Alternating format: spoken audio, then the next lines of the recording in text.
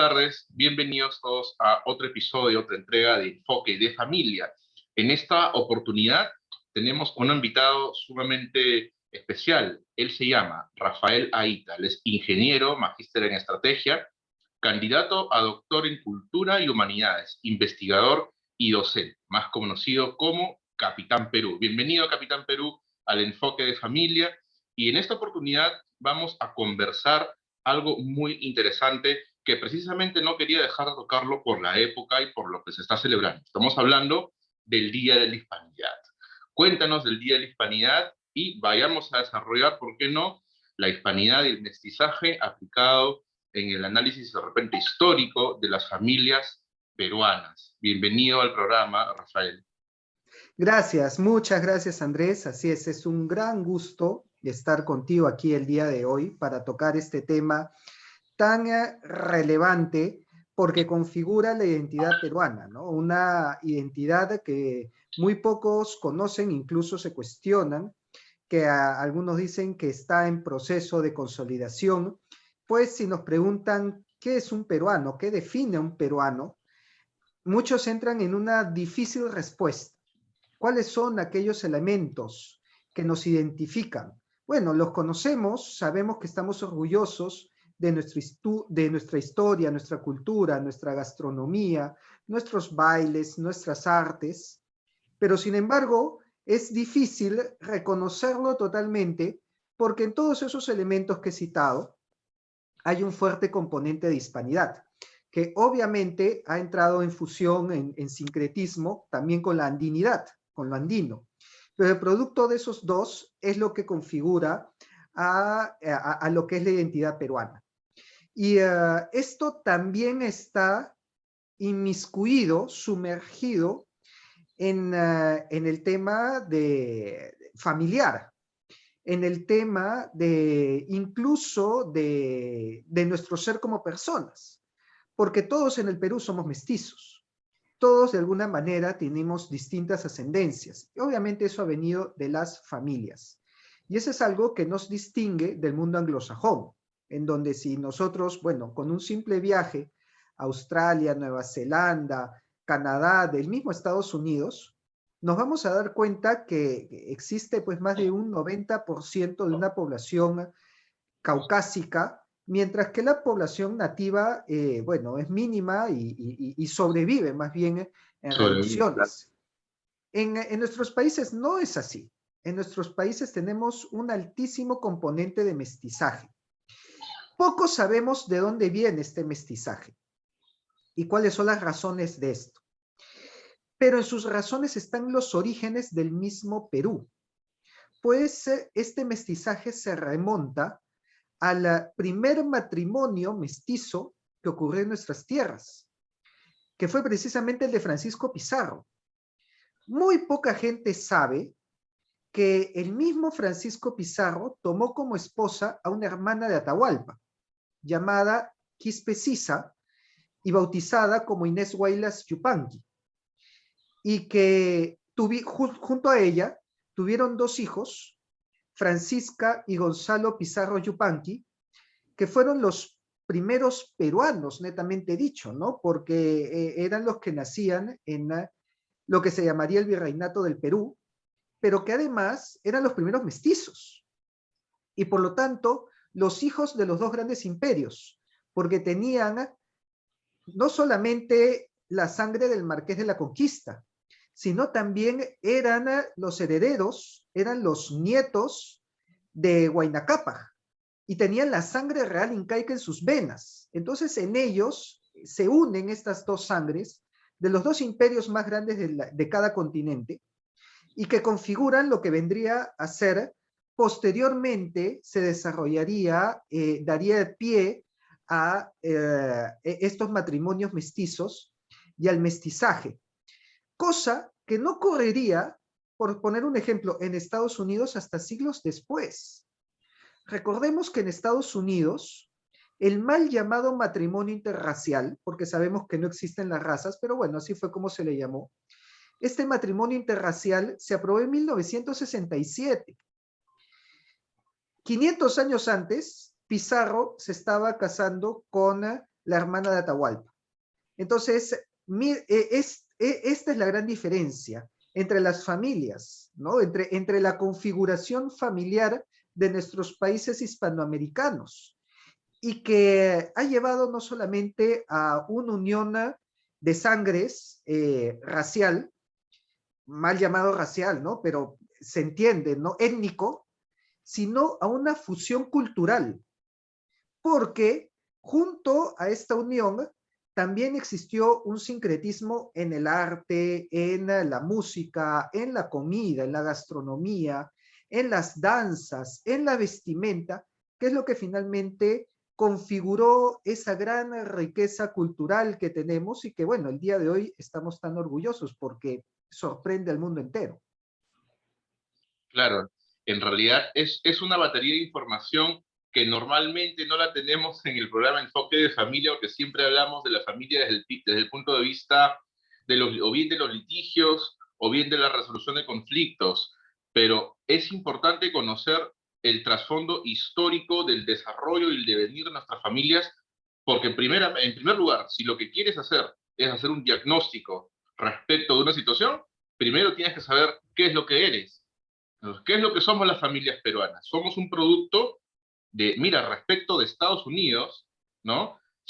Tenemos un arraigo de 500 años de mestizaje, que no, de repente, que no ha habido en otras civilizaciones, en otras culturas, porque obviamente el Virreinato del Perú es, yo creo, uno de los más grandes que ha habido en toda América, ¿no? Entonces, normalmente la familia en sí, sabemos que el linaje incaico tiene cierta distribución de la familia, y aquí es donde yo quiero erradicar ciertos mitos, porque, por ejemplo, me hablan del patriarcado hoy, 2021, ciertos grupos, y sabemos que las familias peruanas se agrupaban en quipus, ¿no? Entonces, ¿cómo ha debido ser este impacto a la hora de recibir una cultura, la cultura española, y empezar este mestizaje? ¿Cómo se han podido de repente conformar las familias? Sabemos que cuando una persona, un musulmán, se casa con una mujer católica, normalmente la mujer católica se asume musulmán. O de repente cuando hay distintos tipos de religiones entre las parejas, uno de los dos siempre termina asumiendo la religión de la otra persona. Esto pasa lo mismo con la cultura, esto pasa lo mismo con las costumbres y las tradiciones, y cómo podríamos explicar el desarrollo de la interculturalidad de las familias, que ya existe y es un hecho, no es nada nuevo, porque se ve desde la conquista, ¿no? Hubo Sí, una mira, redistribución, hubo conflicto. así es, ¿no? Mira, acá también tu pregunta da pie a romper otro prejuicio que existe, que es el de cierto machismo o patriarcado o imposición del hombre sobre la mujer en la configuración de estos matrimonios, ¿no? Porque dicen, pero era el español conquistador militar que se casaba con una princesa inca subyugada, dominada, ¿no? Entonces, claro, era una relación asimétrica de poder, ¿no? El militar que toma a una noble como esposa. Esto, vamos a ver que no fue así. Esto también es una falacia. Pero ayuda a entrar a este tema que tú dices, ¿y cómo fue con estos matrimonios, cómo se introdujeron dentro de la cultura andina, específicamente en la cosmovisión incaica? Pues para esto tenemos que deshacernos de algunas falacias también que tenemos que de repente nos han contado. Es falso que los incas hayan finalizado con la conquista. Muchos piensan que los incas murieron, fueron erradicados, los últimos incas, Huáscar y Atahualpa. No fue así. Durante el virreinato, todos los descendientes de incas llevaron el título de inca, ¿no? Tenemos, por ejemplo, Pauyo Inca, hijo de Huayna Cápac, hermano de Manco Inca. Llevó el título de inca, así como sus descendientes. Ellos se casaron con españolas. Bueno, Pauyo Inca no. Pauyo Inca se casó con su hermana, según la tradición incaica, a pesar que Pauyo Inca se había convertido y había pedido voluntariamente el bautizo. Y tal vez ese es el detalle a resaltar. El detalle es que estos incas se convirtieron voluntariamente a la religión católica.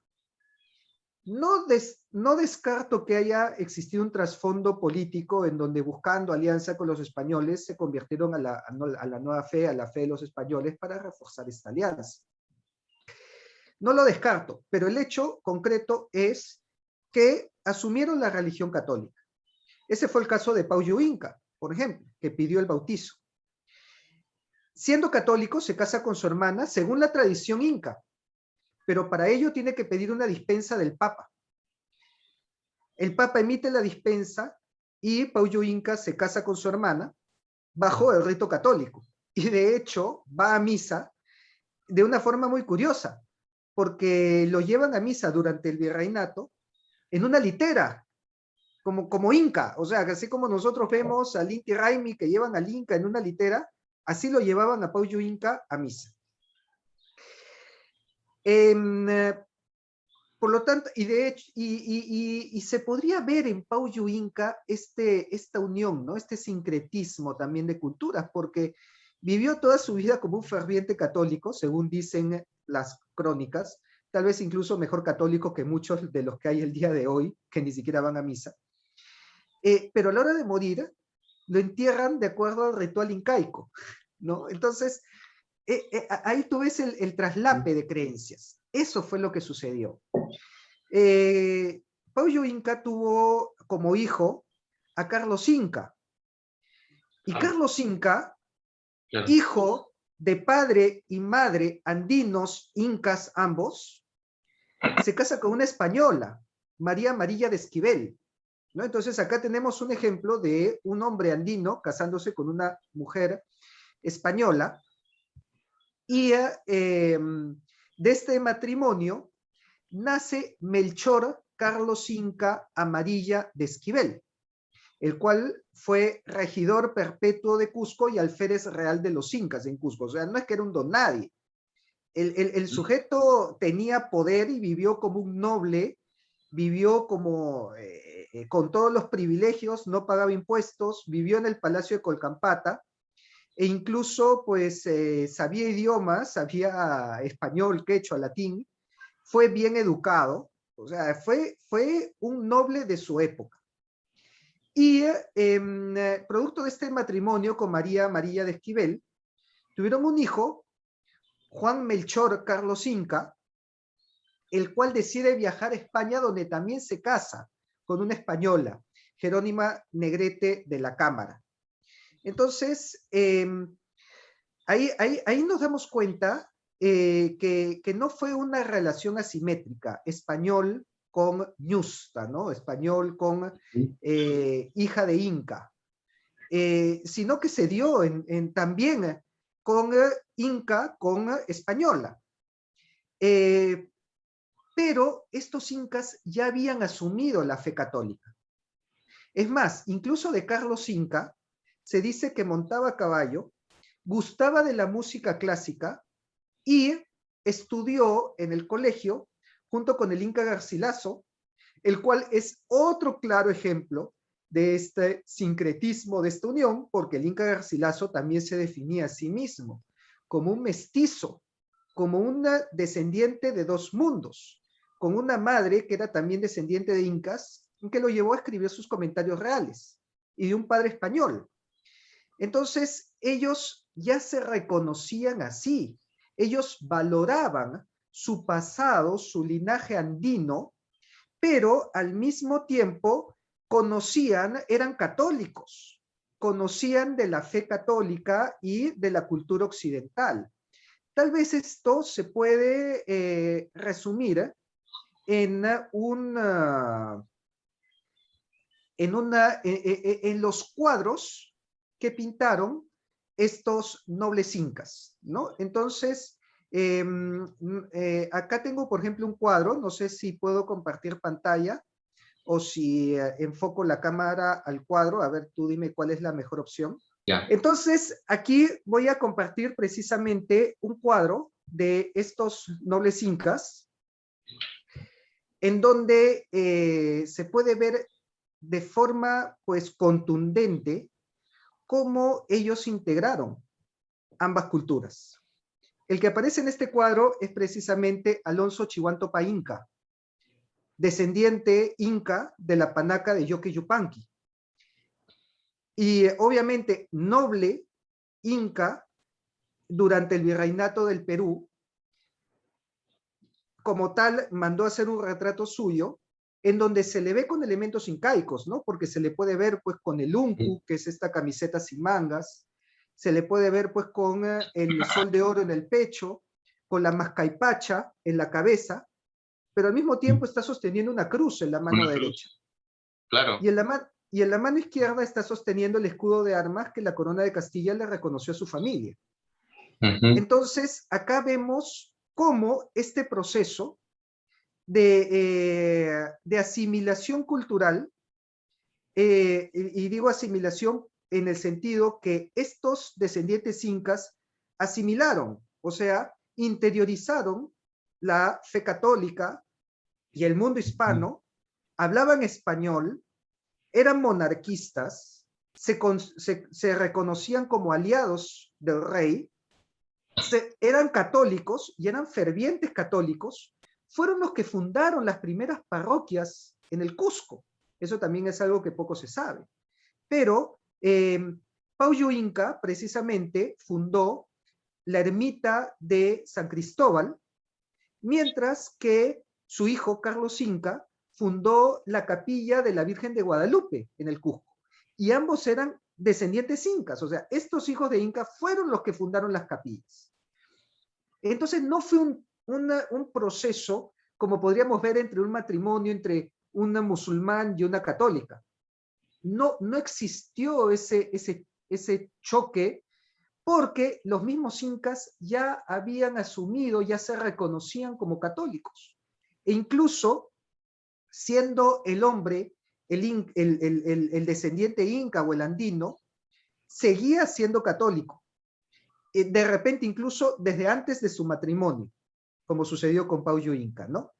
Entonces, estos son elementos que nos diferencian de este posible conflicto cultural o religioso, porque ellos, pues, valoraban ambas herencias, ¿no? Valoraban su cosmovisión, sus creencias andinas, ya vemos que usaban la mascaipacha, la borla del Inca, pero en su fe, en su religión, pues, eran católicos, y es por eso que hasta el día de hoy, los Andes, el interior del país es profundamente católico y lo podemos ver en sus fiestas, Claro que lo sí. podemos ver en sus tradiciones, lo podemos ver en sus santos, en sus patronos e incluso en su arte. Si también nosotros, mira, vemos un ejemplo de escuela cusqueña. La escuela cusqueña es precisamente eso, es tomar el arte occidental, hispano, y agregarle elementos andinos para generar una nueva corriente, una nueva escuela, que era profundamente religiosa. Lo vemos en la música. Pocos saben que la primera polifonía que se escribió en el continente americano fue un himno en quechua, un himno hermoso, dicho sea de paso. Búsquenlo, se llama Hanakpacha Kusikuinin, que significa la alegría del cielo, porque está dedicado a la Virgen María. Es un himno a la Virgen María que fue la primera polifonía escrita en toda América y fue escrita en quechua. Entonces estos son los elementos que nos permiten conocer las características propias de un mundo que interiorizó la fe católica, pero que reconoció también su legado, su pasado andino, y eso ha configurado el arte, la música, la pintura y obviamente las familias. Pequeña e intrépida cuestión, Uh-huh. Rafael. ¿Existen vestigios de que o sea, nosotros sabemos, el pueblo inca era un pueblo guerrero, o sea, no eran Uh-huh. mancos. Si los atacabas, obviamente ellos respondían. Uh-huh. Mi pequeña e intrépida cuestión es la siguiente. existen vestigios de una guerra cultural o religiosa tal como conocemos que hay hasta ahora, incluso en Oriente Medio. Ellos pelearon por la supremacía de sus dioses, hubo un choque bestial de guerra y que no, yo soy el Inca y que el Inca, o sea, estamos viendo que los mismos reyes descendientes de los reyes incas asumieron la religión católica, pero hay que desterrar un poquito porque celebrar el 12, pues, ¿no? O sea, ¿cómo fue esa situación? ¿No? Ya. No existe una señal de un enfrentamiento a través de las armas, pero sí cultural. Hubo rebeliones, hubo sublevaciones, pero fueron por otros motivos, ¿no? O sea, principalmente fue la sublevación de Manco Inca, pero la sublevación de Manco Pues, Inca fueron por los abusos de Gonzalo Pizarro y porque también quiso tomar a la esposa de fueron Manco Inca para sí. temáticas específicas, no, en Fueron temas, temáticas encapsuladas y aisladas, pero en una rebelión de, oye, me estás imponiendo tu religión y por ende... no, no fue por ¿no? el tema religioso.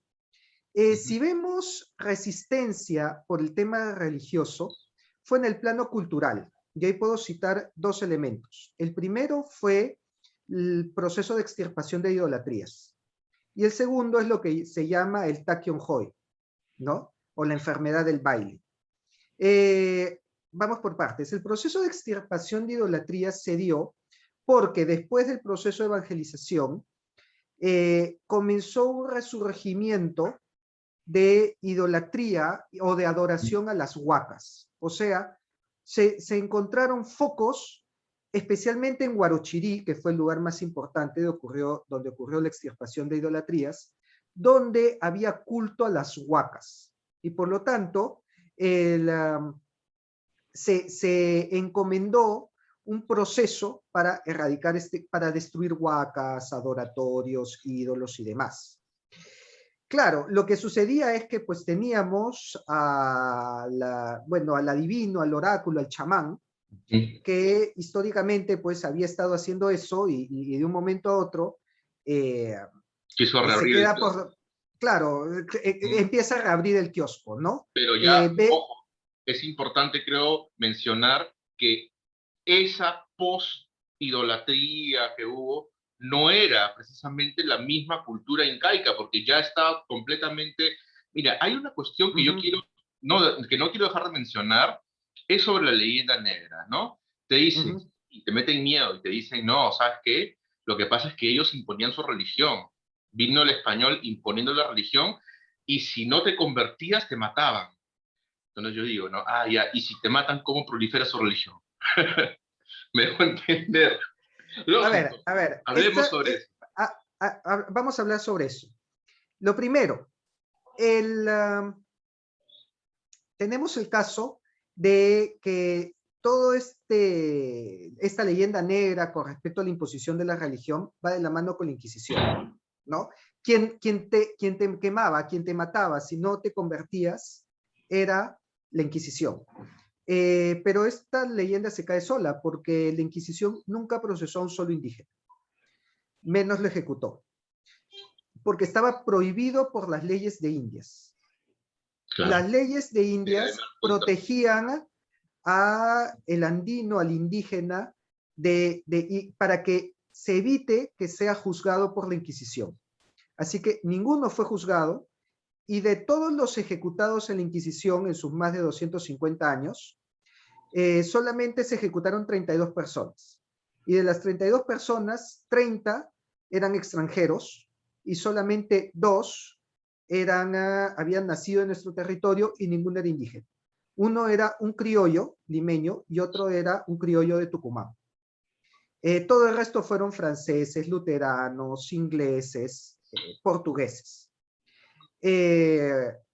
Así que la Inquisición para nada se encargaba de eso.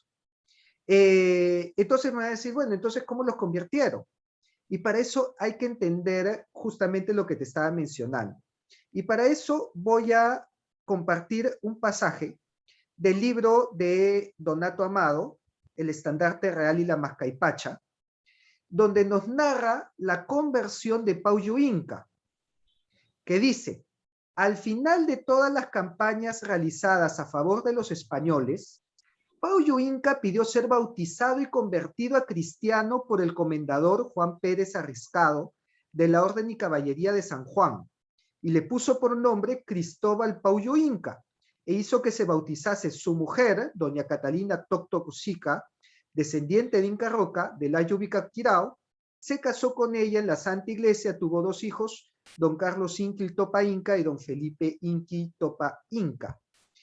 Viendo estos actos de conversión, muchos incas principales y seguidores pidieron ser bautizados, como fueron don García Cayo Topa, don Felipe Caritopa, don Juan Paca Copascac, don Juan Sona y muchos otros.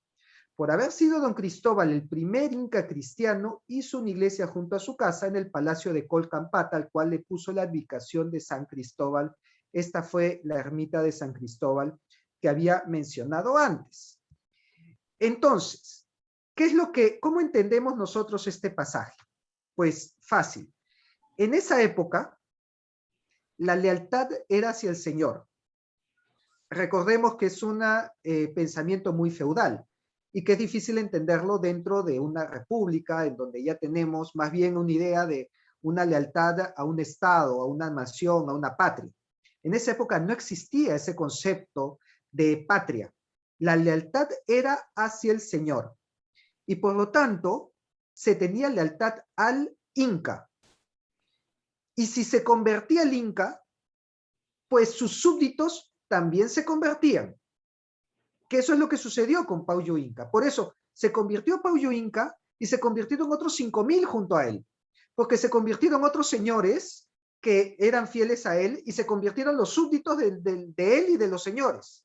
Se convirtieron como 5.000 personas en un hecho muy poco explorado para nuestra historia del Perú.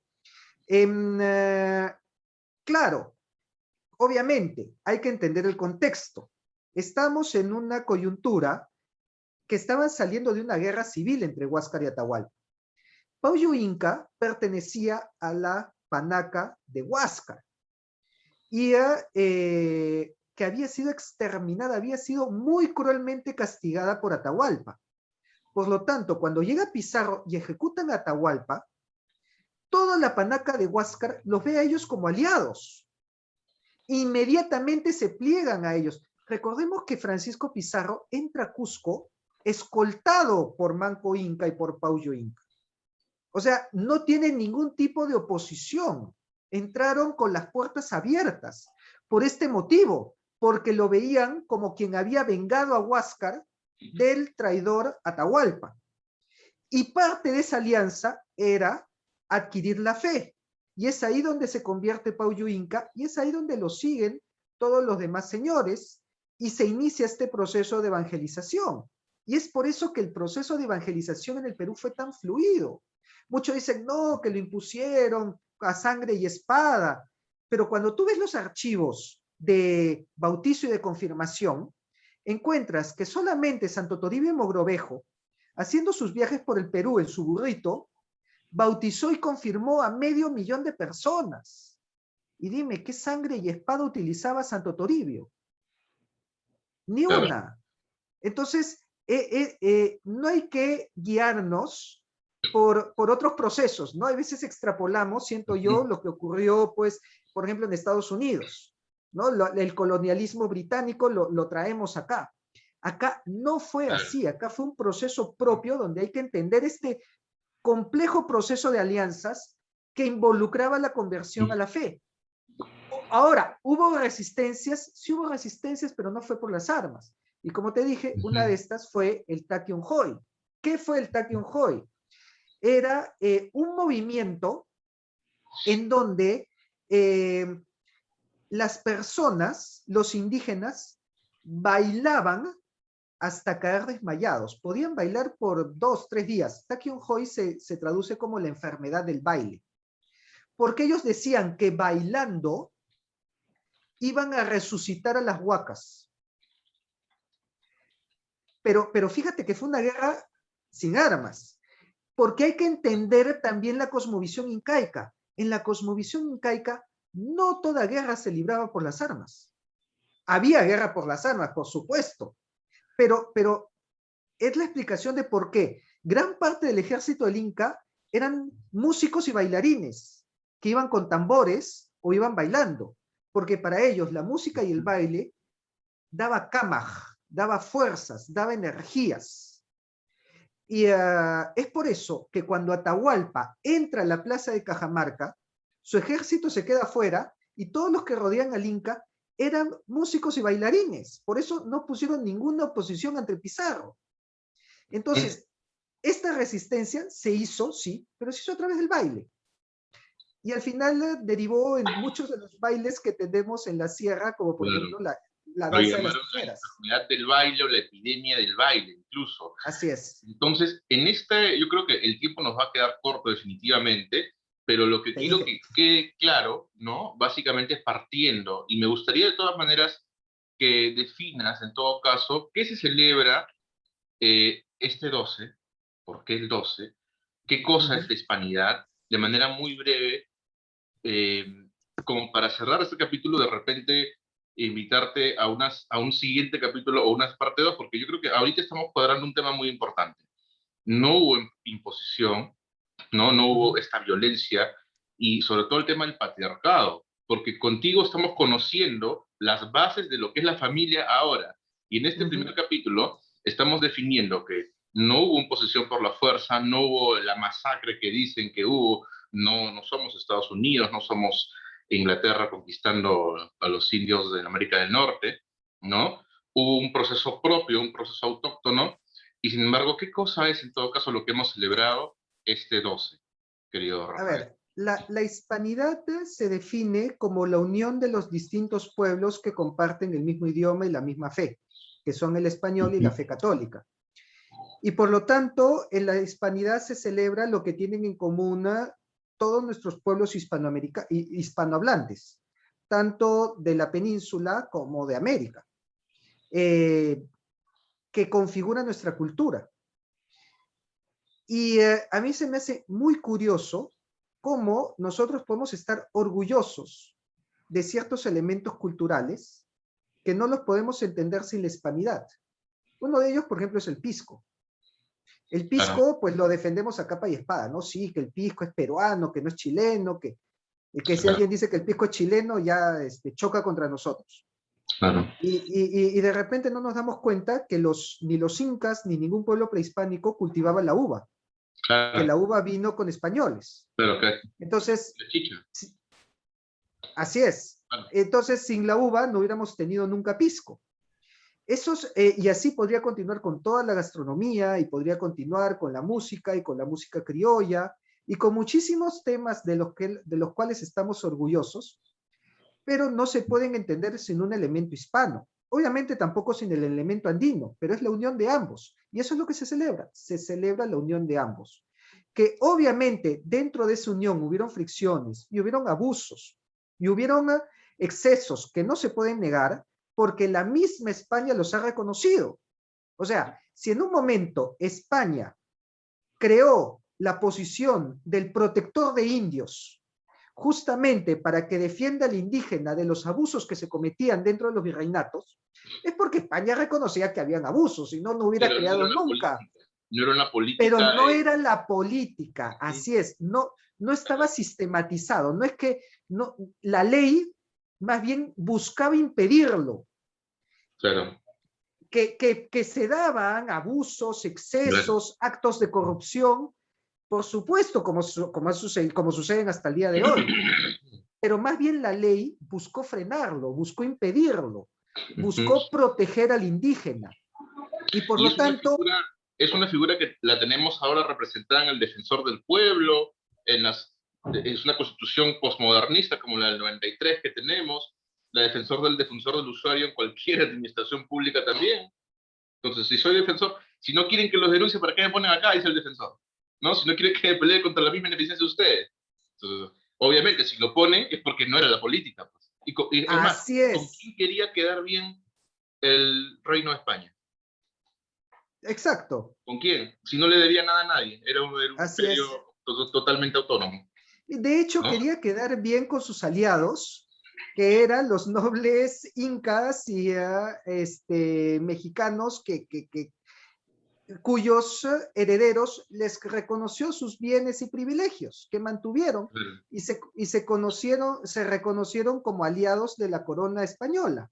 Pero yo no Así, veo un conflicto ni una lucha. Al contrario, yo lo que veo ahí es una negociación totalmente ajá, simétrica, porque para sentarte sobre la mesa a negociar, tienes que tener simetría. No yo por acá y tú por acá. No, un repito. Nos sentamos a la misma altura.